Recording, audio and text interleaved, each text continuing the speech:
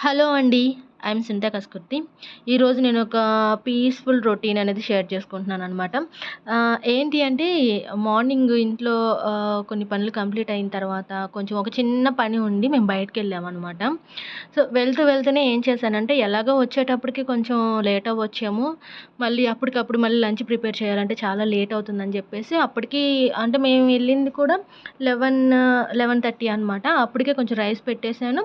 అలాగే పప్పు కూడా చేసేసాననమాట. ఇంకా వెళ్ళి మళ్ళీ పనులన్నీ చూసుకొని ఇంటికి వచ్చేసరికి టైము 2:30 అయిందనమాట ఆఫ్టర్‌నూను. పైగా చాలా ఆకలి మీద వచ్చేసాము.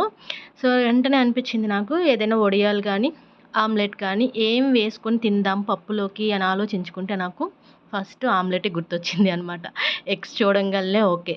తొందరగా అయిపోద్ది. ఒక ఆమ్లెట్ ఏసేసుకొని ఫస్ట్ మనం లంచ్ కంప్లీట్ చేసేద్దాం అనిపించింది నాకు. సరే అని చెప్పేసి ఇక్కడైతే ఆమ్లెట్ అయితే ప్రిపేర్ చేస్తున్నాను. సో, మేము బయటికెళ్ళినప్పుడు ఒక విషయం జరిగిందండి. ఏమైంది అంటే అలా అంటే కొంచెం అలా రోడ్డు మీద అలా నడుస్తూ ఉన్నప్పుడు ఒకామె వచ్చింది. అంటే అడుక్కునే ఆమె అంటారు కదా! సో, అలా వచ్చి ఏదన్నా డబ్బులు ఇయ్యమ్మా అని చెప్పేసి అడుగుతుంది అనమాట. సో, ఆమెను చూస్తే ఎలా ఉందంటే చాలా బావుంది. పెద్ద ఏమంటారు ఏజ్డ్ పర్సన్ గూడా కాదు. అంటే ఒక 60 సంవత్సరాలు, 70 సంవత్సరాల ముసలామె గాదు. అలా అని కుంటామె గాదు, గుడ్డామె కాదు. సో, అన్ని అవయవాలు బానే ఉన్నయి. వయసు గూడా ఒక 30 40 మధ్యలో ఉంటుంది. అంత బాగున్న వచ్చి రోడ్ సైడు ప్రతి ఒక్కరిని అడుక్కుంటుందనమాట. సో, అలాగే నా దగ్గరికి గూడా వచ్చి అడుక్కుంటుంది. సో, నేను ఏమన్నాను అంటే మీరు అంతా బానే ఉన్నారు కదా! ఎందుకు అడుక్కుంటున్నారు అని అడిగా. నాకిది అలవాటైపోయింది అని చెప్పిందామె. నిజంగా నేను షాక్ అయిపోయాను. సో, అంటే అంత మంచిగా ఉండి ఏ హెల్త్ ఇష్యూ లేదు. ఏ హ్యాండిక్యాప్డ్ కాదు. అయినా కూడా నాకీ అడుక్కోవటం అలవాటైపోయిందమ్మా అంటుంది. అసలు నాకెంత కోపమొచ్చిందంటే, అంటే ఇలా ఇలా తయారవుతున్నారా బయట అనిపిచ్చింది. నాకైతే నిజంగా అలాంటి వాళ్ళకి అసలు సహాయం గూడా చేయబుద్ధి కాదండి. ఎందుకంటే ఇప్పుడు పని చేసుకోలేని వాళ్ళు, ముసలి వాళ్ళు లేపోతే అనాథలో, లేకపోతే కాలు పని జేయకో, చెయ్యి పని జేయకో, లేపోతే గుడ్డివాళ్ళు అలాంటి వాళ్ళంటే ఓకే. వాళ్ళు ఏ పని చేసుకోలేరు. సరే వాళ్ళు అలా అడుక్కుంటున్నారంటే ఓకేలే అనిపిచ్చిద్ది. పాపంలే అనిపిచ్చిద్ది చూసిన వెంటనే. కానీ అన్నీ మంచిగా హెల్తీగా ఉన్నా కూడా అడుక్కునే వాళ్ళని చూస్తే నాకు ఒళ్ళు మండిపోయిద్ది నిజంగా చెప్తున్నానండి. ఒక రకంగా ఎందుకంటే కష్టపడి పని చేసుకునే సత్తా ఉంది, ఆరోగ్యం ఉంది, వయసు ఉంది. అన్నీ ఉన్నా కూడా ఎందుకిలా జేస్తారో కొంతమంది అర్థం కాదు. సో, మా అక్క గూడా అంటూ ఉంటుంది. యాక్చువల్లీ మేము ముగ్గురు సిస్టర్సం అనమాట. నేను చివరి అమ్మాయిని లాస్టు. ఎప్పుడైనా బయటికి వెళ్ళినా కూడా ఎవరైనా అడుక్కుంటూ ఉన్నప్పుడు కాళ్ళు లేకుండా ఇలా పాకుతూ రోడ్డు మీద నడుస్తుంటారు చూసారా? సో, అలాంటి వాళ్ళు ఒక 70, 80 సంవత్సరాల ముసలి వాళ్ళు అలాంటి వాళ్ళకి మా అక్క టక్కన హెల్ప్ జేస్తది అనమాట. సో, చేతిలో ఎంతో కొంత 10, 20, 30 అలా ఇచ్చేస్తది. ఎందుకు అంటే అలాంటి వాళ్ళకే మనం సహాయం చేయాలి. అన్నీ బాగున్న వాళ్ళకి కాదు అని అనేదనమాట. అలా చాలా సార్లు జరిగింది. నాకు మైండ్‌లో అనిపిచ్చింది. ఓకే. నిజమే గదా!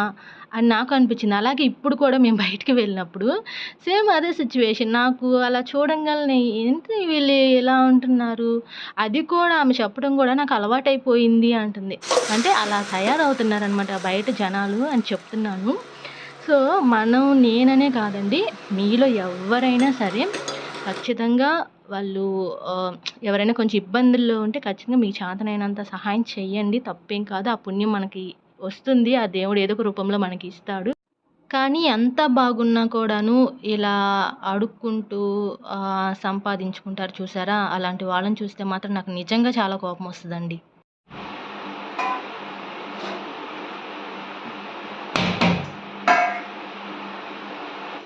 ఇక మీతో ఈ స్టోరీ చెప్తూ నేనిక్కడ ఆమ్లెట్ గూడా వేసేసుకున్నాను. సో, నేనైతే చాలా చబ్బీ అయిపోతున్నాను కదండీ! అసలు నాకు అనిపిస్తుంది నేనెందుకింత ఓవర్ వెయిట్ అయిపోతున్నానా నాకర్థం కావట్లేదు. సో, ఏదో ఒక విధంగా తగ్గించాలి అని ట్రై చేస్తున్నా గానీ అయ్యో! అసలవ్వట్లేదు నాకసలు.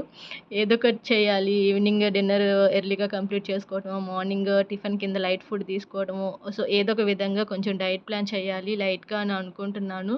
లేదంటే తప్పదు. నేనింకా ఓవర్ వెయిట్ అయిపోయానంటే అసలు చాలా దారుణంగా ఉంటారని నాకే అనిపిస్తుంది. అండ్ ఇక అలాగే అనుకుంటున్నాను. వీకొచ్చేసి కనీసం ఒక 2, 3 వీడియోలైనా కనీసం చేయాలి అనైతే ఆలోచిస్తున్నాను. ఆహ్, కనీసం 3 కుదరకపోయినా కనీసం 2 అయినా వీక్లీ వ్లాగ్స్ అనేది పోస్ట్ చేయాలి అనే ఆలోచనలో ఉన్నాను. సో, ప్రతిసారి ఆలోచించడమే కానీ మనం చేసిందేమీ లేదు అని నాకే అనిపిచ్చింది. కానీ ఈసారి అలా గాదు. సో, స్ట్రాంగ్‌గా నిర్ణయం తీసుకున్నాను. ఏదేమైనా సరే మాక్సిమం వీక్లీ 2 లేదా 3 వ్లాగ్స్ అయినా అప్‌లోడ్ చేయాలనైతే అనుకుంటున్నాను. కాపోతే మీ నుంచి ఒక చిన్న సపోర్టు. ఆ వీడియోస్ చూసిన తర్వాత మీకు నచ్చితే ఒక లైక్ చేయండి, హైప్ ఇవ్వండి. ఇంకా అలాగే ఏమైనా సరే మీరు కామెంట్స్ ఇవ్వండి. మీరు పాజిటివ్ కామెంట్స్ ఇస్తారో, నెగెటివ్ కామెంట్స్ ఇస్తారో ఏమైనా పర్లేదండి. వీడియో చూసిన తర్వాత మీకు ఏమనిపిస్తే అదే చెప్పండి. ఏం పర్లేదు. సో, నేను ఖచ్చితంగా మీ కామెంట్స్ చదివి రిప్లై అయితే ఖచ్చితంగా ఇస్తాను. ప్రతి కామెంట్‌కి రిప్లై చేస్తాను అనమాట. సో, కొత్తగా మన ఛానల్ చూసే వాళ్ళకైనా సరే ఒకటి అనిపించొచ్చు. ఏముంది మీ వీడియోస్‌లో అంత స్పెషల్‌గా ఏం చూడాలి అని మీరందరూ అనుకోవచ్చు. ఇది జస్ట్ నా లైఫ్ స్టైల్ మాత్రమేనండి. ఈ ఛానల్‌లో వస్తుంది. సో, ఏమంటారు, నాకు కుకింగ్ కావచ్చు, నేను హోమ్ డెకరేట్ చేసుకోవటం కావచ్చు, సో, బయటకి వెళ్తే ఒక షాపింగ్ కావచ్చు. సో, ఇలాంటివే ఉంటాయన్నమాట. నా లైఫ్‌కి సంబంధించినవి మాత్రమే నా వ్లాగ్స్‌లో ఉంటాయి.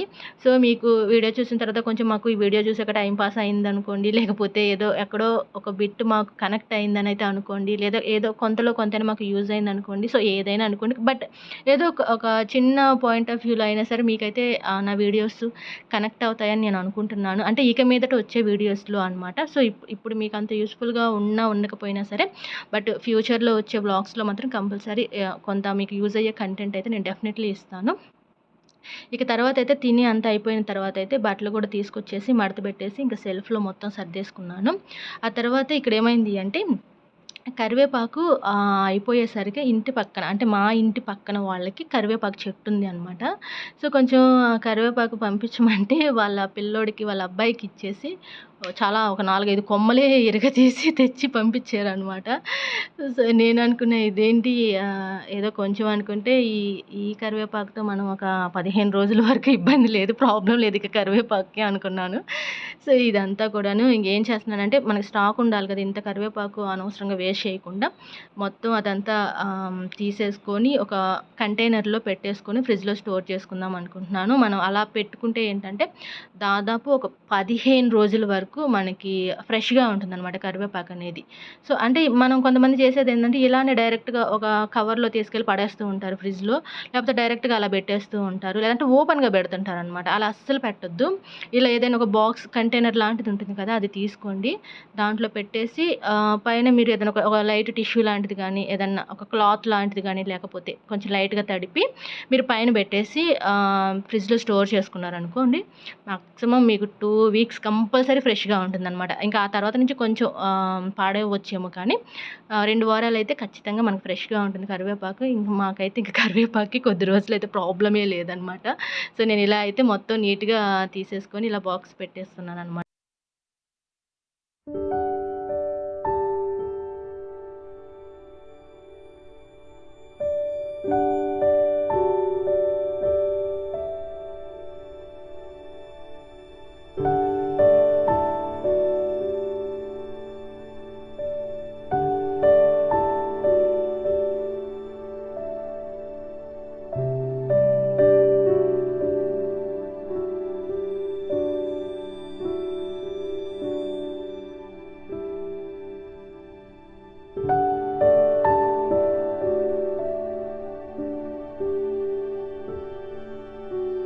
ఇంకా ఈ వ్లాగ్ వచ్చేసి ఇంకా ఇంతటితో క్లోజ్ అవుతుంది. ఇంకా నేనైతే ఫుల్ టయర్డ్ అయిపోయానండి.